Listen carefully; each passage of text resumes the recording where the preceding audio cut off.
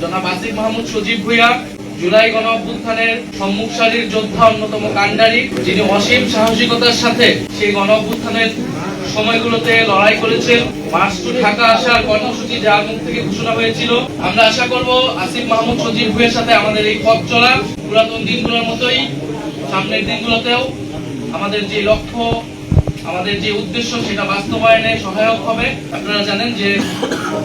NCP নির্বাচনী যাত্রায় পুরোপুরি ঢুকে পড়েছে এবং এই নির্বাচনকালীন সময়ে কর্মযজ্ঞ, এই গুরুভার এবং আমি এই সময় সংগঠনটাকে ধরে রাখার জন্য জনাব আসিফ মাহমুদ সজীব ভূঁইয়া তিনি এবারে নির্বাচনে অংশগ্রহণ করবেন না, বরং জাতীয় নাগরিক পার্টি এনসিপির মনোনীত প্রার্থী যারা রয়েছেন তারা যাতে জিতে আসতে পারে এবং সংসদে গিয়ে বাংলাদেশের মানুষের গণঅভ্যুত্থানের পক্ষের কণ্ঠস্বর হয়ে উঠতে পারে, সেজন্য তিনি কাজ করবেন।